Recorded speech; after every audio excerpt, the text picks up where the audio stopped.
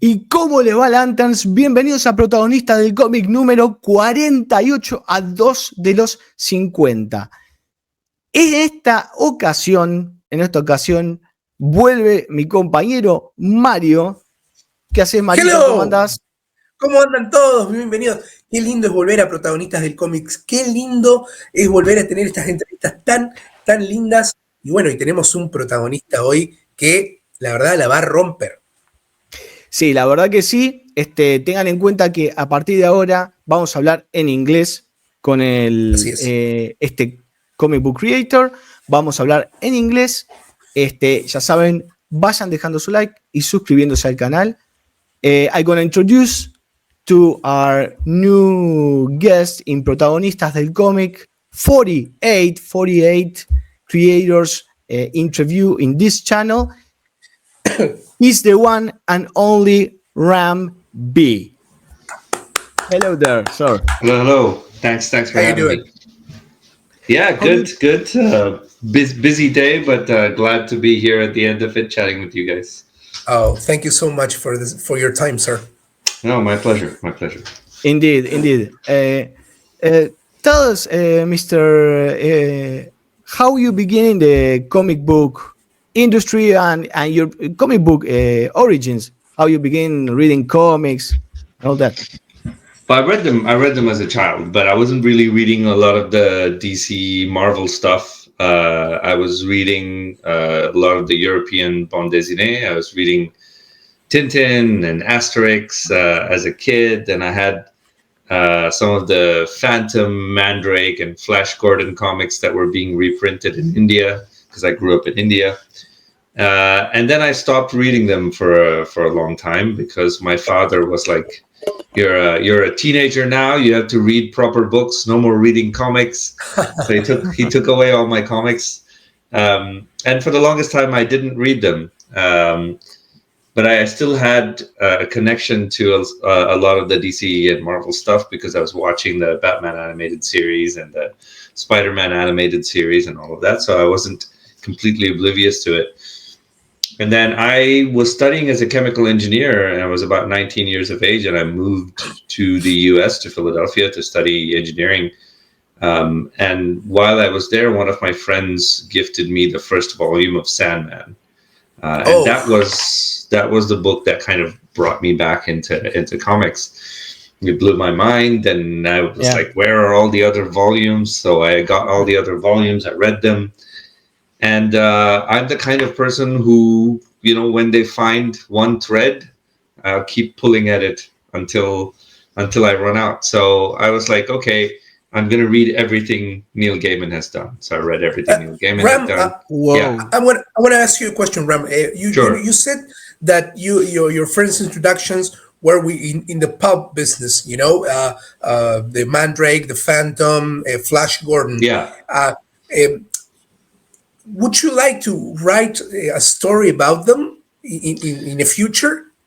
I would be partial to doing your path. Yeah, I mean, I would like to at some point write a Phantom story because I think that would be great. I don't really think about characters as a fan when I'm thinking about stories. I think about stories, and I have a Phantom story that I would like to write. So at some point, maybe that's possible. It's really funny how you find sort of commonality of fandoms. Like I was talking to Nick Darrington, the artist, once. Yes. And I just mentioned to him, I grew up in India. I didn't read a lot of the Batman stuff. So I was reading Phantom. And Nick was like, "You like Phantom?" And then for the next 20 minutes, all I had were sketches from his sketchbook of Phantom. And he was like, "I'm the biggest Phantom fan." It was great. And you also you also love the movie with Dylan Saint, right? Not a huge fan of the movie. It's a lovely story. Yeah, it's great. I'm actually a huge fan of the Phantom 2040 animated show. Oh yes, if you remember that one. I think Peter Chung, who did Aeon Flux, was also involved in it, and it's a great show. Digital was digital stuff. Yeah, it was. I remember that. Yes. Yeah, it was just a great show. I think fantastic, very liquid TV, MTV influenced animation at the time, which I'm a huge fan of the animated stuff. So yeah. Anyway, to go back to how I got back into comics. So I I read a lot of Neil Gaiman, and then somewhere in an article somewhere I'd read that he was kind of introduced into comics and to Karen Berger at Vertigo by a writer called Alan Moore. Of course. And I said, okay, I don't know who Alan Moore is. Let me read everything that Alan Moore has done.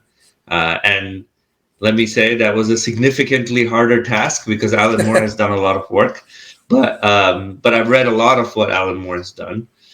And then I read in another article somewhere that there was a Scottish author who had criticized Alan Moore's work in Wizard magazine. He was a young upstart at the time. So I was like, I wonder who this Grant Morrison fellow is. Let me read everything Grant Morrison. So I guess what I'm trying to say is, I kind of found Vertigo because I was reading all of these authors, and then I read, Ennis, Ellis, Milligan, all of those guys. So really my introduction into the DC Marvel stuff was really through Vertigo and these kind of weird off-kilter takes, rather more than the sort of mainstream comic stuff. So that's how I got into the more sort of superhero stuff, if you will. And then I think it was 2013, and I had worked as a chemical engineer for a while, and I wasn't really enjoying it. And I had always, had the hobby of writing since I was about 12 or 13 years of age. So I've been writing prose mostly. And so I decided to study writing, and I moved to the UK to study creative writing. I'd had a few things published as an amateur, and I moved here in 2014. I finished my course in 2016. In 2015. And at that time, I had started putting together my first graphic novel, which is a book called Black Mamba, which was crime noir stories set in Mumbai. And so I found a bunch of Indian artists and got them to do the art for the book. And I tried to get it published. And no publisher wanted the book. They all said no. And Chris Staros, who was a publisher at Top Shelf, which at the time had just been taken over by IDW. And Top Shelf I really liked because they had published all of Jeff Lemire's early work. Yeah. And I really liked a lot of Jeff Lemire's early work.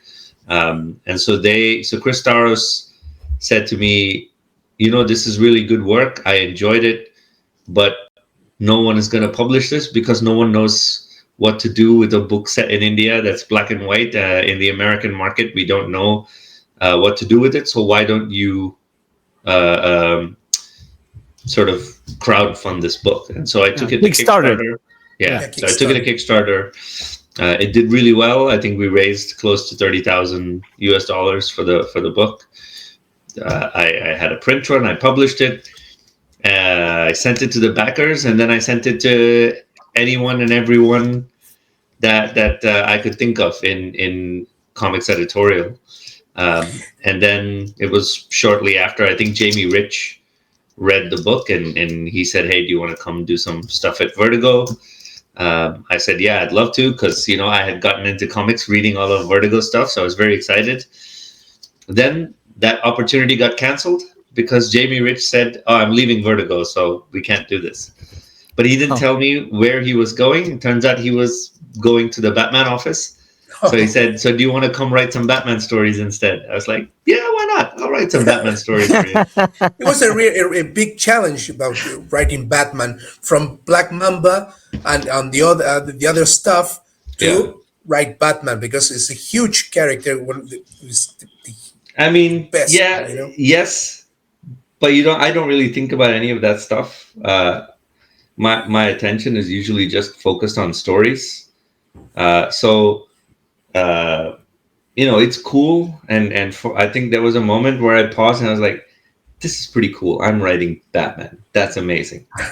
But I think that was about the time I spent thinking about that. Everything else was just like, how do I tell a cool story? How am I going to tell a good story? Yeah. In your writing skills, you said that your influence were the European comic books, Yeah. and reading your stuff. It's many things from that writing. Is that right, or you try to do a mixed thing?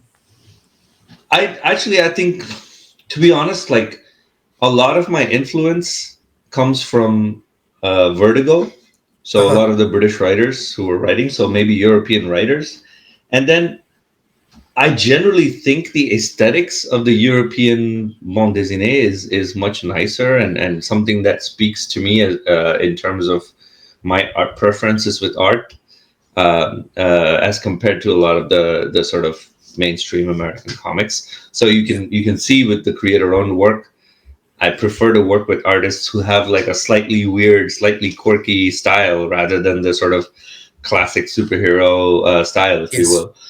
And so I think a lot of that comes from the European inclination. But I would say probably the biggest influence on how I write is more reading prose and novels and watching film and TV just as much as comics, if you will. I always tell people, like, you shouldn't learn to write one thing from reading within that medium, because you can learn a lot about it from comics themselves, but you're not going to do anything new by just reading comics to write comics. You should read other things, other prose, poetry, the dictionary, whatever, Yes. Yeah. Well, most of what you're telling now, it's something that you can appreciate in your writing in every book, especially in Detective Comics that we're going to speak Sure. more forward. Sure. But what I would like to speak about, it's about an independent book that was that you were nominated and in two awards. That was the Eisner Award and the Harvey Award. That it's Laila Starr. Oh, sure, yeah. Oh. What I love about your books is that they are self-contained stories that you can read, and almost you don't need any background. That's something great, and especially this one. It's how you got the inspiration to write about life, death, and the humankind looking The meaning of for life immortality. and things like that. How I got the inspiration, I don't know. I read a lot. I think a lot. I daydream a lot, and sometimes some of those ideas are worth turning into stories. But there are a lot of things that contributed to it. Obviously, in India and Hindu history and mythology, there is a rich tradition of telling stories where death comes down to earth. So I picked up that framework. I had seen and heard a lot of those stories when I was a kid. Obviously, I had read Gaiman's Death, and I had read Day Tripper by Fabio Moon and Gabriel Ba. And so I was a big fan of both of those books. And I think they had a huge influence on me writing this story. I think the biggest moment of realization for me was because, you don't want to just copy what someone else did. So when I chose to write this, I asked myself, what do I have to say about life and death that Gaiman or Moon and Ba have not already done in these books that I love? And then I realized that the idea of death is a very peculiar thing. The way Americans think about death is different from the way Europeans think about death, is different from the way Indians think about death, is different from the way I imagine South Americans think about death. And so, because it's such a cultural aspect, I felt that, yeah, if I could tell a story that was rooted in the idea of how we think about death where I come from, then I had a unique, interesting story to tell. And then that's how that idea came about. Mm-hmm.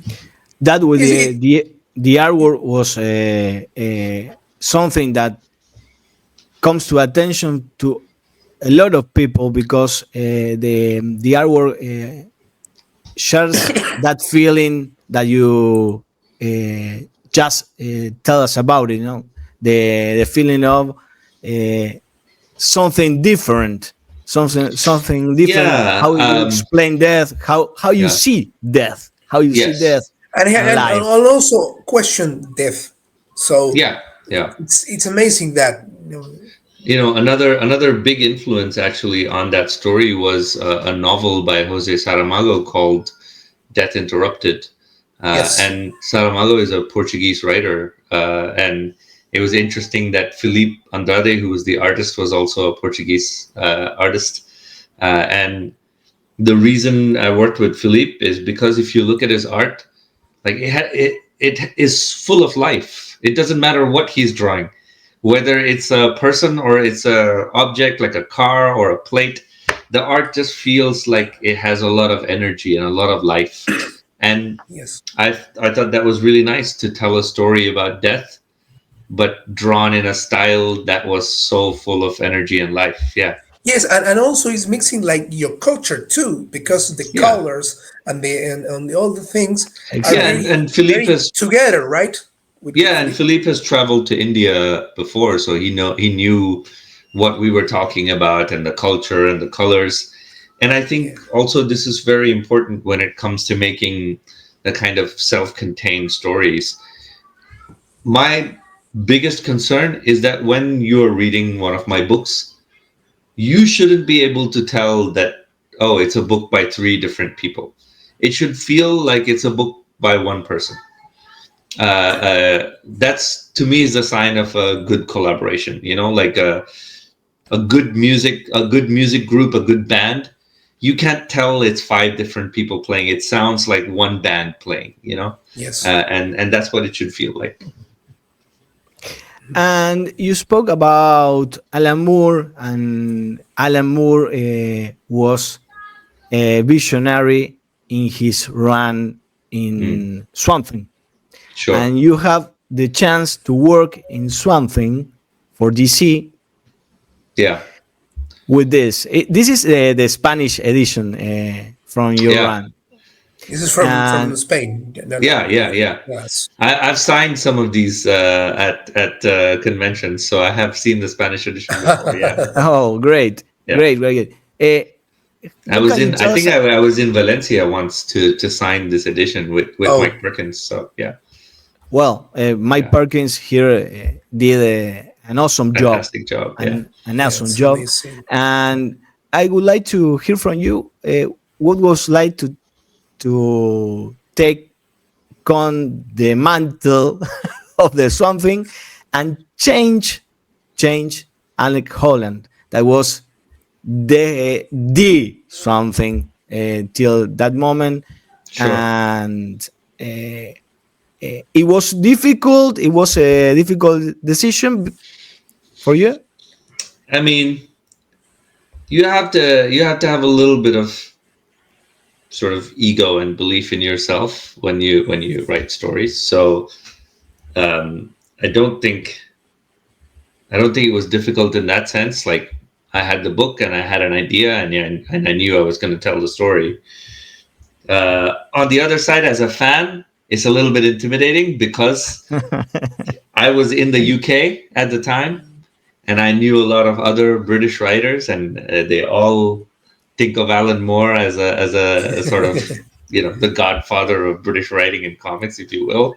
And so I was talking to a friend of mine, another author called Kieran Gillen, Oh, yes. And so I was talking to Kieran and I said, hey, so I made a pitch for Swampthing for DC, and they said yes. And Kieran was like, oh. I was like, no, don't give me that reaction. I wasn't. Is it good? Is it bad? Yeah, exactly. So I wasn't feeling intimidated until Kieran said, "Oh." So, but no, I really love writing stories, and then once I start writing stories, I don't think about anything else. I just think about the story, and so there's no fear or intimidation or anything of that sort. It was a huge change, right? Changing the character, the iconic character. Yeah, but I think you had to do it because you have to understand, Swampthing wasn't very successful after Alan Moore finished his run. Yes. Alan Moore's run is a tremendously successful run, and then after that, the character had some good runs. Morrison's. I think Rick Veitch was on it for a little while. Veitch, yes, Rick Veitch. Grant Morrison. Morrison did a few stories. I think Brian K. Vaughan was on it as well, and Mark Miller. Mark Miller, and so it had a lot of good authors, but like the book had never quite reached a height, if you will. Okay. And so that was brought up to me by DC when I pitched this. They said, this book doesn't really sell well, so you should be aware.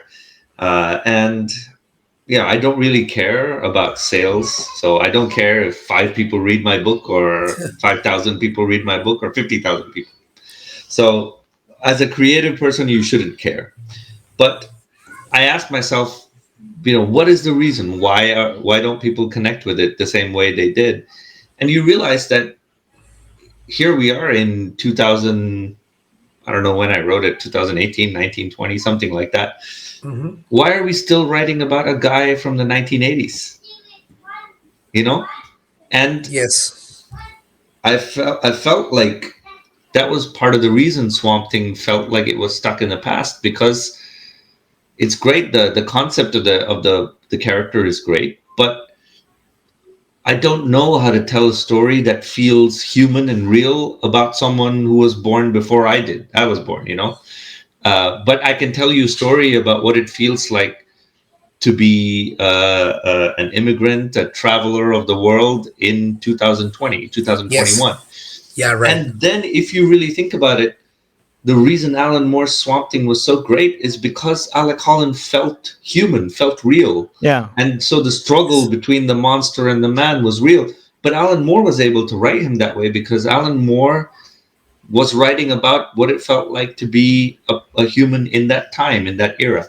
And so I felt like the character had to change, and we had to pick a new character, and a new character that people my age, younger than me, people who were my age and younger than me could read and go like, I know who this person is. I know I can relate to this character.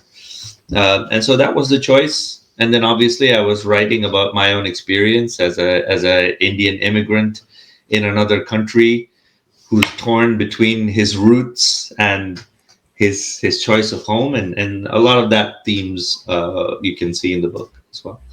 And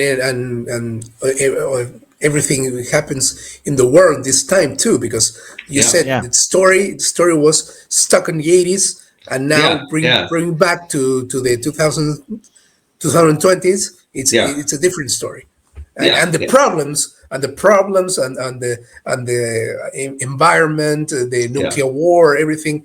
It's there, right? Yeah. So it feels like a story that is of the here and now, and I think that's important. And I also think that is why comics live for so long, is that the characters get constantly reinvented and retold. Like, people love Batman, but Batman of 2000s is very different from Batman of 90s, is very different from Batman of 60s. And so I felt like that had to change with the book. That's why I did it. It was interesting. People initially were like, I don't like it. Why did you change Alec Holland? And then by the time they were on issue 4 or 5 or 6, they were like, actually, it's a pretty good book, and I enjoy it. So I think good stories have that power. They, despite what your suspicions are or what your worries are about your characters, good stories are always going to engage you in some way. Yeah. Also, Ram, I guess maybe comic book fans also begin to know how you write comics and begin to understand how was your way of telling stories, Yeah. And begin to like it. And begin to like it. It was I do think that book had a really good readership, really good following by the time we were done with it. So like I said, like I don't usually write to be the most popular author or to have the highest sales or anything. All I want people to have an emotional response, because then you made something that was a work of art. Art engenders an emotional response. It invites an emotional response, and so that's what I've always tried to do, and thankfully enough people have enough emotional responses to my work. And you did, because with your stories, you put your things and stories, because we always, when we read comic books, superheroes especially, we said we are looking all the time, all the same story, the same conflict, the same villains. But in this case, with which you did with Swampthing, and now in Batman Detective Comics, you did another thing. You explore more of that, and that's interesting because the conflicts are different and attractive to new readers. Yeah, as I think they should be, because it's easy to, when you write genre fiction, let's say I'm writing sci-fi, let's say I'm writing fantasy. It's easy to take the shortcuts. Fantasy, okay, great. Let's have a guy. Let's give him a good sword. Let's put a dragon in there somewhere, and let's put an evil witch. Done. It's easy to fall on the conventions of the genre. Yeah. But I think we have to remember that fundamentally good stories are interesting stories, because even stories about dragons are actually stories about being us, human beings. They're stories about, like, Star Wars is amazing because it's a story about a kid trying to find his father. And you can't forget that fundamental basic idea that lies underneath the genre. And I think too often people forget that, and so they end up writing these kind of generic formulaic stories, which all feels like it's the same thing.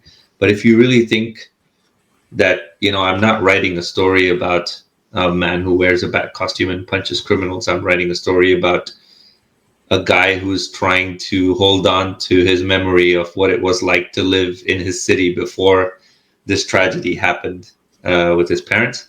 Then that's a different story to write, and that's an interesting story to write.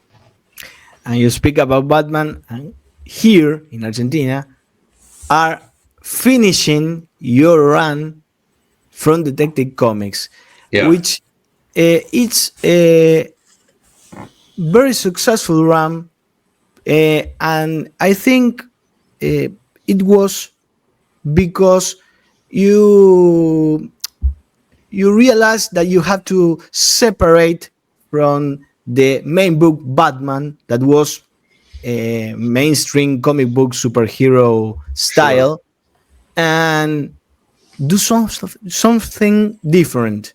And this is something different. How you come up with the idea that from doing this like an opera, for example?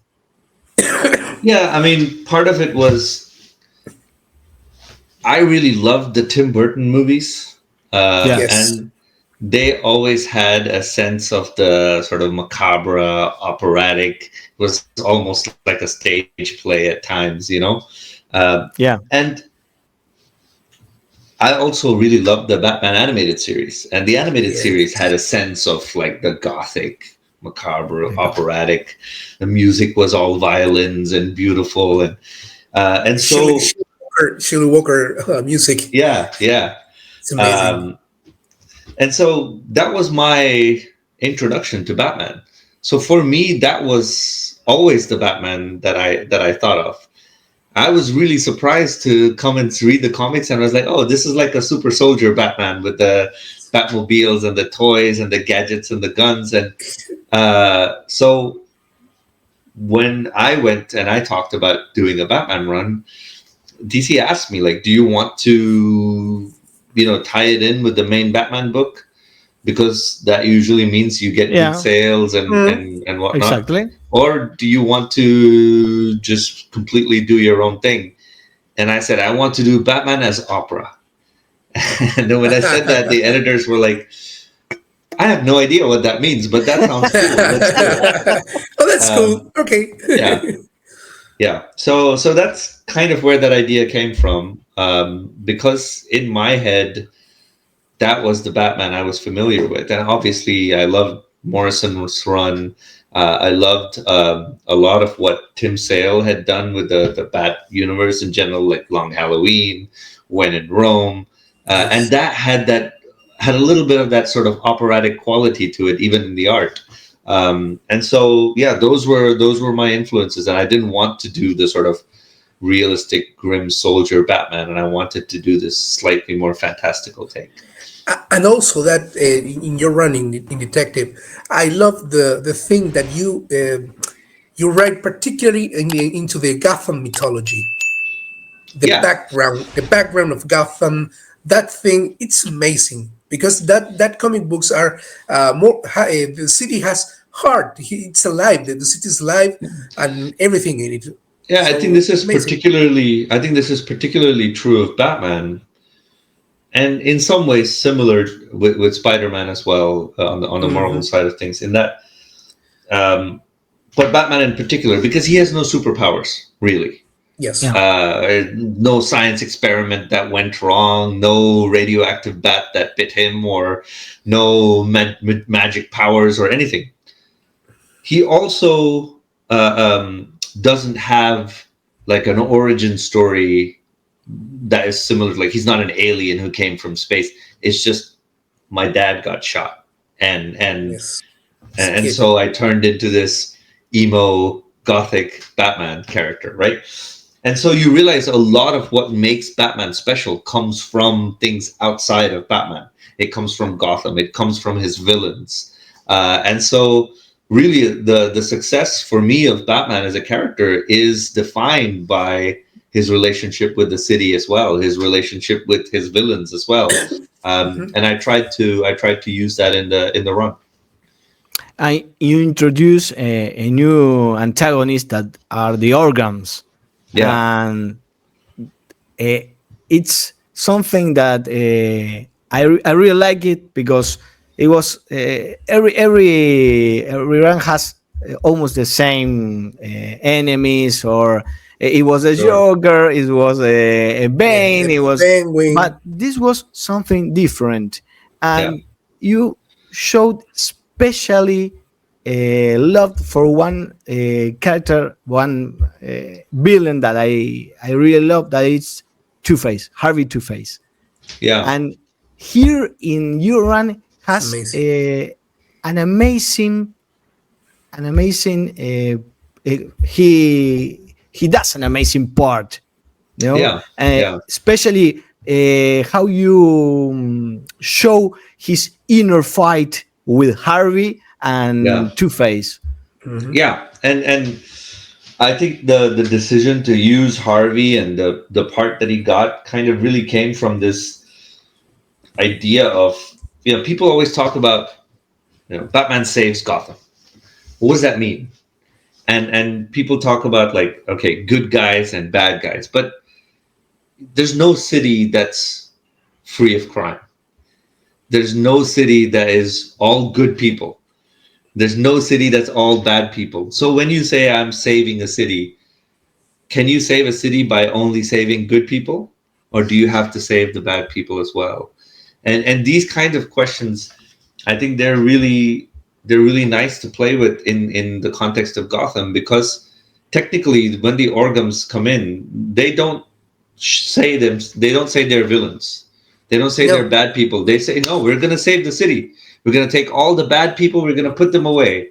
We're going to take all the bad stuff about Gotham and remove it. And Gotham's going to be wonderful and great. And technically, you could say the same thing about Two-Face. Oh, if only you removed the bad half of him, he was going to be a great guy. But what if, like, half a person is not a person, right? What if the bad side of him is also part of him? And then I use that idea to talk about Batman. Well, what if you can't separate Bruce and Batman? What if being Batman is part of being Bruce? And equally for Batman, he has to acknowledge and accept that he is human and he is Bruce. And that's part of being Batman. And so this idea of can you live half a life kind of applies to the city, the characters, and to Batman himself. You said you used broken people, Bruce is broken inside and outside, of course, when we see that. But also in the run of Detective, you have another story, he was in parallel, about Jim Gordon, another broken character. Yeah. So how was the process of working Gordon's story? Because, you put Jim Gordon retired from the force, and then you have to investigate again a missing child. Yeah, I mean, look, my intention for Gordon was actually born from necessity in some ways.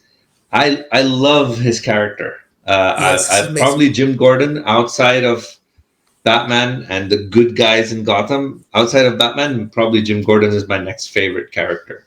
And I knew that I would have liked to have Alfred in this run, but Alfred was dead and gone, and there's no Alfred anymore. And functionally, that's a really bad thing, because Batman spends so much time flying over Gotham on rooftops. Usually that you can write that well because he's always talking with Alfred. But now that Alfred's gone, he's just silently standing on rooftops and you have no one to talk to. So I said, look, I want to use Gordon because I love the character, and I need someone to talk to Batman when he is flying over rooftops. So it made sense for me to pull Gordon into a role where, whether he likes it or not, he kind of becomes Batman's Alfred in this run. And then it brought up interesting questions, like Alfred helps Batman because he loves Bruce, not because he loves Batman. But now Jim Gordon helps Batman because he knows Batman, but he's trying to help Bruce in some ways. If you remember the conversation he has, like he says, I worry about the person who's behind the mask. So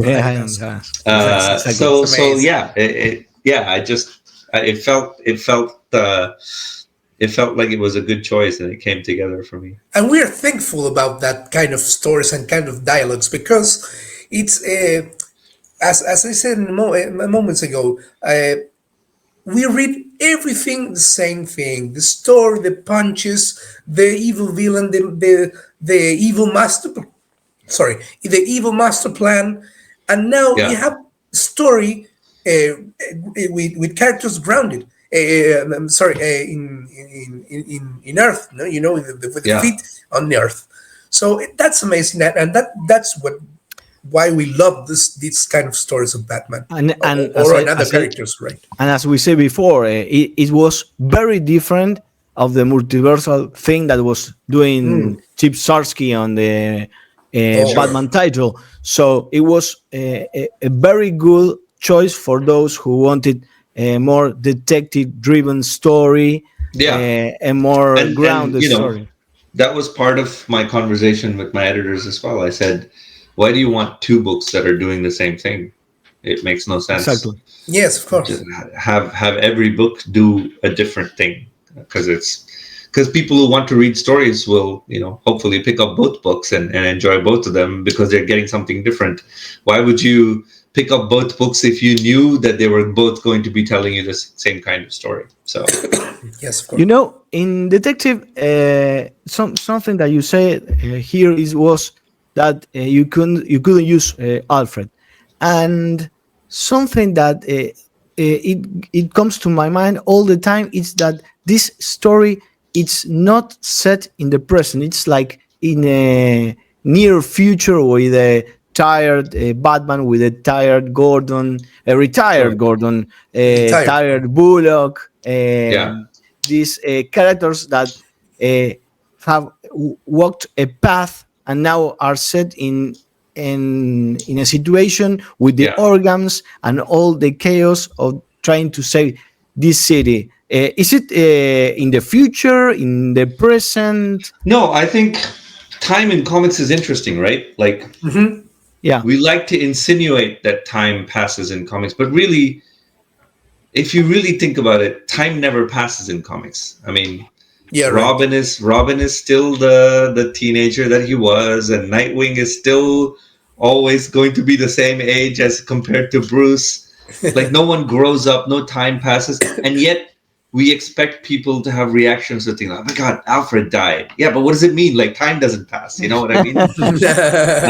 And so, for how long he's died? Yeah, he died. Yes. How long? Maybe he's alive again. So and you know, yes, sure. I am 100% confident. A few months from now, someone will say, "We're gonna bring Alfred back, and it'll be great." So I didn't really set it in the future. I just said, no, in this story, we're going to assume that time passes. And so if time passes, then, you know, Batman grows older.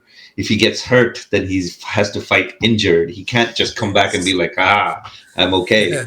And so that's a choice we made where we said, okay, not only are these characters dealing with the villains who are there in the story now, but they're also dealing with all of their history and their baggage and everything that they carry. So it's not just, you know, Batman who's getting older. Two-Face is dealing with the fact that at some point Batman removed the bad side of him, you know, I think it was in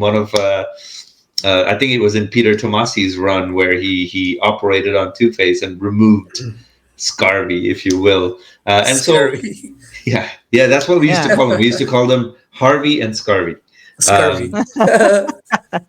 So and also Talia is a very important character in your run. Yeah. Talia has when she tells a story about the god to Damien, it's amazing too because it's a wonderful story.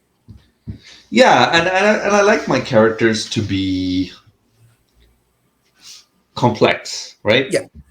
And a great example of this is you know, I always talk about this character is Game of Thrones, where when you see Jaime Lannister in the first few episodes, you're like, man, this guy, I hate this guy. And then 4 seasons later, when Jaime Lannister has lost an arm and is trying to, you know, help win the battle at King's Landing, suddenly you're like, man, I like Jaime Lannister. Jaime Lannister is a good guy. And isn't it amazing that you can change your opinion about a character on a TV show in a span of 16 episodes? And so I wanted to fill my story with characters that you couldn't necessarily tell. Like, is this a good guy or is this a bad guy? Is Harvey Dent a good person or is he a bad person? Is Talia a good person or is she a bad person? And you realize that at least the best characters,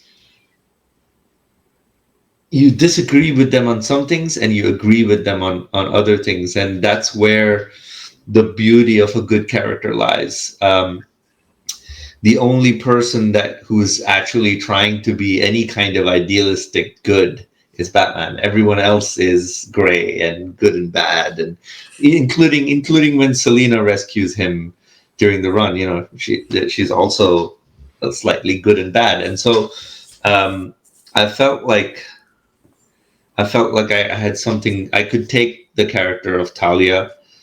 Because I also knew that the Orgums were an old family, and I knew that the Al Ghul's were an old family, so it felt like, oh yeah, I can take these two families and give them a connection and use them that way. It's amazing. You said sorry, between this DC universe, you know, you're talking about complex characters. Yeah, Batman is a very complex character. But if someone in DC, some executive said, hey, Ram, I have a story for you. And the story is about Superman. It will be a very huge challenge that to write Superman instead Batman for you. No, but Oh, no? I would never write a story because somebody else asked me to. I have to have a story to tell. But no, I think I know exactly how to write Superman if I were to write Superman. Good. Yeah, I don't think. I think actually Superman's a really easy character to write because to me, the definitive thing about Superman is that he's the only superhero who's trying really hard to just be human. Yes, of course. And we look at each other and we have all these complex questions, like, oh, is it right? Is this okay? Is this war okay? But but we're supplying weapons, we're supplying them to the good guys. Is that okay? Blah, blah, blah. Superman looks at it, he goes like, guys, it's not that hard. Just be good human beings and everything will be fine, right?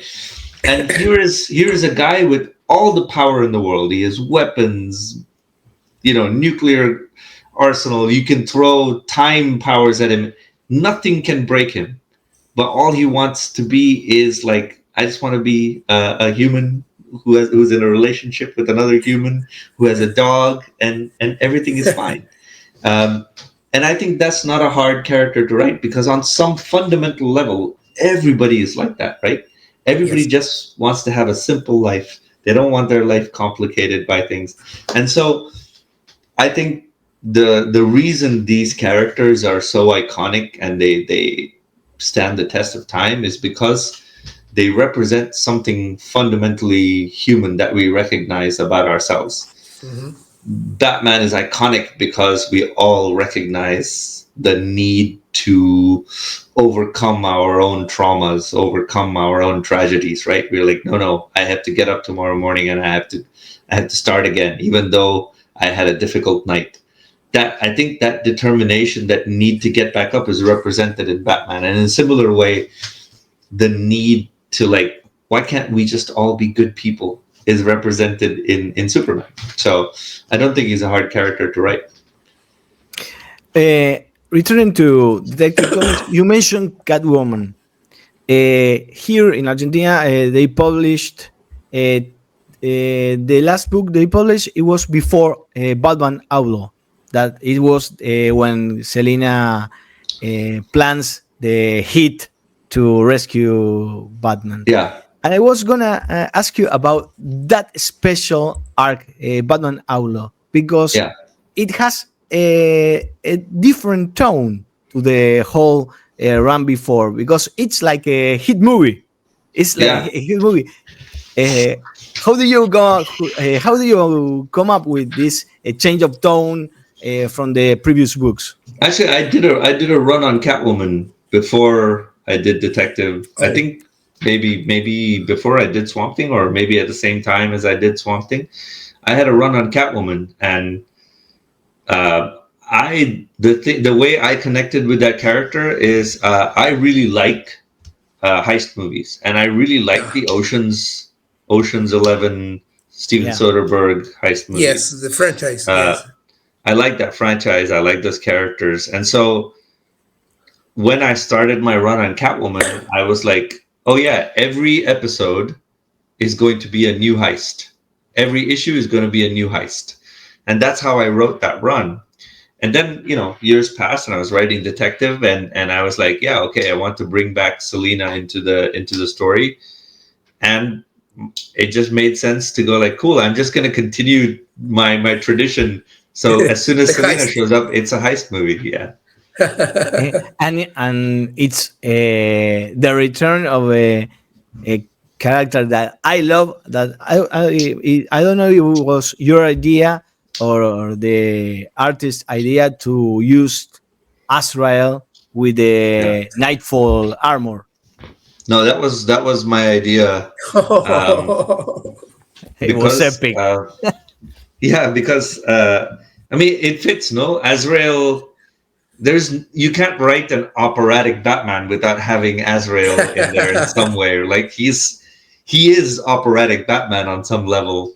And so, yeah, it made sense for us to bring him in. And I know that his past and history had changed to an extent where he was not wearing the armor anymore. And I was like, no, this whole story is about embracing the crazy parts of you. So let's make him put the Nightfall armor back and make him go a little bit badass. And I thought I really liked writing that character because he's so unrelenting, right? There's no compromise. Yes.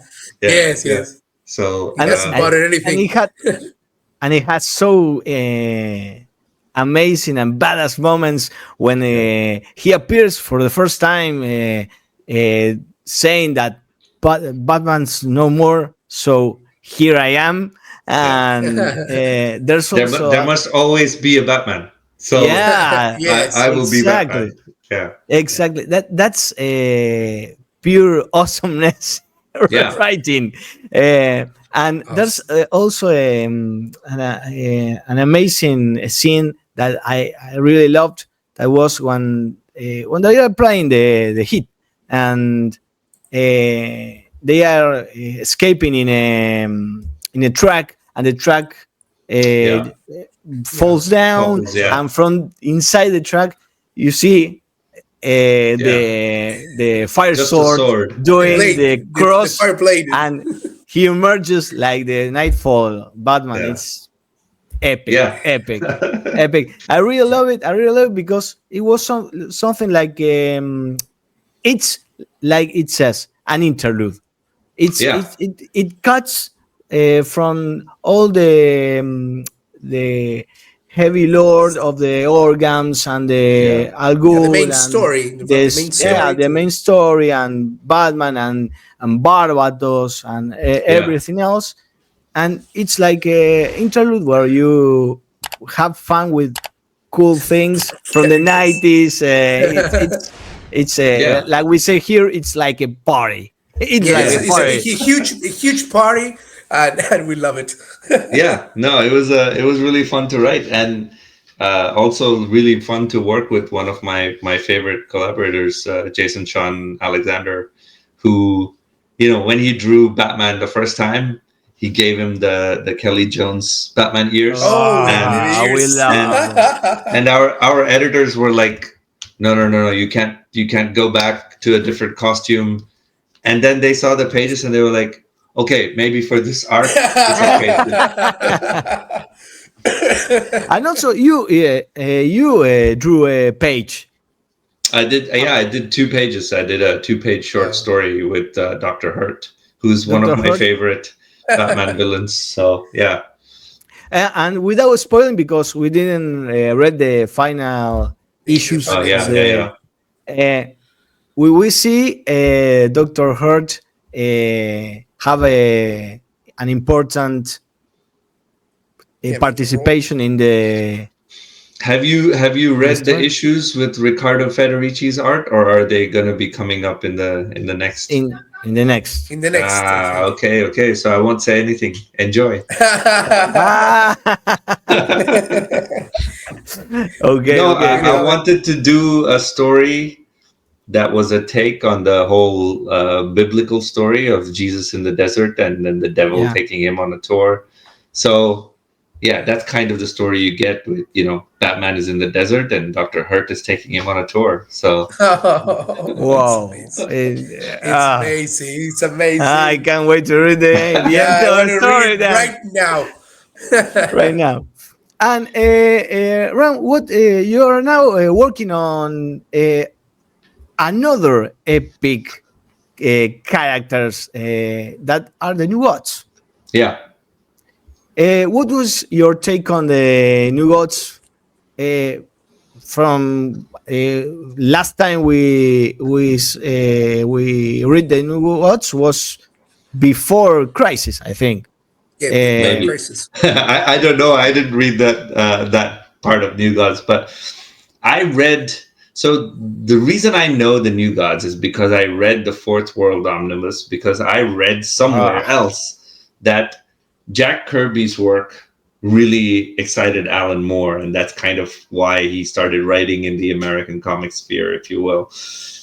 And I said, oh man, I should read Jack Kirby if Alan Moore was excited by it, and see why he was. And the moment you start reading Jack Kirby, you realize that Jack Kirby is really exciting for any good writer, because he has like 50 ideas on every page, and he never explores any of those ideas. They're just there, and then he goes, okay, next idea, And as a writer, you go like, but I could take this idea and turn it into a story. I could take this idea and turn it into a story. So it's like seeing someone walking in front of you, and they keep dropping diamonds and pearls and gems from their pocket, and you're like, this is great. So I had that feeling, and I knew that after writing Detective, the next thing I wanted to do was I wanted to take characters that nobody remembered or nobody knew or people had forgotten about in some ways. And there hadn't been a New Gods book in a really long time. And then I'm also doing a Resurrection Man series at DC, and people don't even have the people don't even know who Resurrection Man is. I would love to. I would love you to do something with the Unknown Soldier. Oh yeah. It's amazing, Unknown Soldier. Yeah. So I knew I wanted to do a few books that were taking characters that were lesser known or that nobody else was using, but I also wanted to do something that still felt epic and big. So I went to DC and I said, listen, nobody's using these characters, and it's a whole universe that's just kind of sitting there. Can I use all of them? Can I just do a New Gods book? And they were like, okay, if you want to, they gave me the same warning. Like, it doesn't really sell compared to a lot of the other books. But when I did Swampthing sold really well. And now when I've done New Gods has done really well. So people seem to enjoy it when I take unknown weird characters and do stuff with them. So I'm having a blast with it. I think Evan Cagle is an amazing artist, and this is the right kind of book for him to show off what he can do as well. Ram, can't leave you without asking about, would you like to write question? Yeah, I mean, look, it really, like I said, like, it really depends on, do I have a story that I think works with the question, I had a story at one point that I was talking to an editor about, where I wanted to do a question and Batman story. Oh. Yeah. And I wanted to call it Truth and Justice. Because the question is interested in the truth, but Batman is interested in justice. And sometimes those two things, they don't agree with each other. So which is more important? Is it more important to know the truth, or is it more important to have justice? So yeah, I have ideas for a lot of characters, but I also have very limited time, and so I can only do so many. I suppose you're going to, if you're going to write question, if you're going to use Big Sage, right? Or I like actually my favorite version of the question is the Rick Veitch version of the question, because that's a character that smells some gas and he talks to the city, and it's much more my vibe. So I really like it, and I actually did a really short story for a Valentine's special with John Paul Leon, with the question in it. So that's very much the kind of story that I would like to do. But we shall see. There's a lot of time. Well, first of all, I would like to thank you, Ram, for your time here. It was awesome. My pleasure. It's an honor to have you here and to answer kindly our questions, our foreign questions. Thank you. And there's another project coming in your agenda for, I don't know, 2025, 26. So I was on an exclusive contract with DC, and my exclusive ended in July. And I told DC I wanted to take a break for a little while. I have a 4-year-old son who takes up a lot of time, and then very luckily I'm writing some video game stuff, and then some of my books are being turned into film, so I'm involved with writing that, and some writing some animated show as well. So I had all these opportunities, and I have only so much time that I can spend. So I told DC I want to take a break, but I will come back once I have done some of these things. So there are lots of things I'm working on, but only some of them are comics, and even those I can't really talk about just yet. Are they? But can you tell us if they are related to all this absolute universe? No. I have no part in the absolute universe at all. Like, I knew I was going to be doing New Gods when Scott was launching the absolute universe, and it was very tempting. You know, when you are starting out, you say yes to everything, and then you realize that it's really hard to work on 4 stories at the same time. And also, it was easy for me to do 5 books at a time when it was COVID, because I was not doing anything other than sitting at home in front of a computer and working. But now, like I said, I've got a kid, and also I think it's important to, it's been 10 years that I've been working in comics. Like 2016, I published Black Mamba, and so it's almost 10 years now. I think it's important to go away, read some books, watch some new things, and come back with some new ideas, right? Otherwise, I'll end up falling into the same category of people who do the same thing over and over again, and I don't enjoy that. So you mentioned something that we always say to our people, the people who watch these videos and interviews, that it's that the importance of reading. And you once and again repeated that you read, I don't know, the whole books from Neil Gaiman, the whole books from and that's just Alan comics. Moore.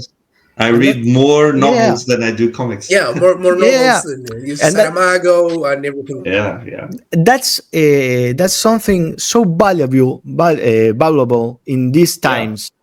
From that, I really admire that you said all the things that you read and all the things that you studied to write things. I think you cannot be a good writer if you are not a good reader. You cannot do one thing without the other. Just like you cannot be a good, sports person if you don't eat well and exercise and diet and watch what you drink and all of that. So it's the same way. It's like being in any other profession. If you want to be good at something, then you have to put in the time and effort and work necessary to input before you can output. And to achieve that, of course. And I think it's also important to just live life, like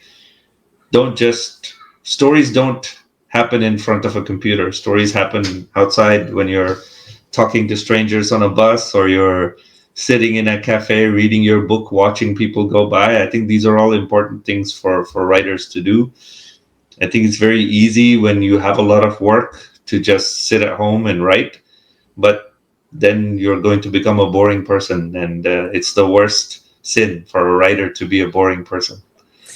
As I said to every guest here in these interviews, we want to thank you, because you are the real heroes. All that you write and you draw, that you are the real heroes. You are Batman, Superman, everyone. So thank you so much, Ram, for the stories. Because I appreciate it. Thank you. We're a big fan of your work. Thank you. Thank you so much. I really appreciate it. It's very kind. Thank you so much. Please come to Argentina with Eduardo. Yeah. Please. Yeah. Come, maybe one day. I like traveling, so I will definitely come. You know, this convention, Crack Bam Boom, that Eduardo is organizing. I know he organizes a convention every year. It's a huge, because the fans love it. And it's amazing.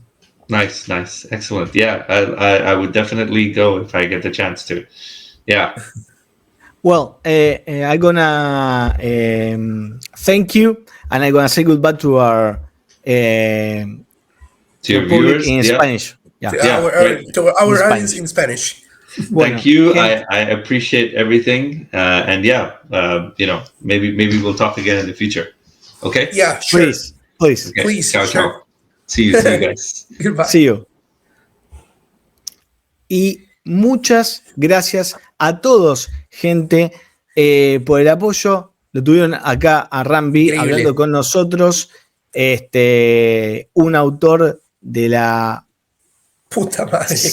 La verdad quiero que decirlo, pero no quiero decirlo, pero ahí te das cuenta las cosas que hace y por qué las hace así. La rande que tiene de Detective Comics, vayan a leerla, la publicó Ovni. Está casi al día Ovni. Es espectacular, y si pueden leer más de Rambi, denle con todo. Recuerden también que estuvo también con Al Ewing en Venom y en Carnage, que está publicando la Panini. Sí. Vayan a leerlo porque es buenísimo, y si pueden conseguir lo de Swampthing, consíganlo. Y lo de Laila Starr, también, que me lo recomendó Aníbal Berrey. Bueno, entonces le decimos a Martín de Casanova que publique Swampthing de Rambi. Que puede ser, ¿por qué no? Porque ella sí publicó otros, ¿por qué no? Así que bueno, gente, nada, dejen su like, suscríbanse al canal, protagonista del cómic número 48, con el señor Rambi, que tuvo la gentileza de hablar con nosotros. Acá lo tienen a Mario, que preguntaba ¿dónde está Mario? Volvió Mario. Acá estoy. Así que bueno, cuando puede estar, cuando no puede no está. Esa es la realidad. Esa es la realidad. Así que bueno, muchísimas gracias y nos estamos viendo en la próxima. Chao. Adiós.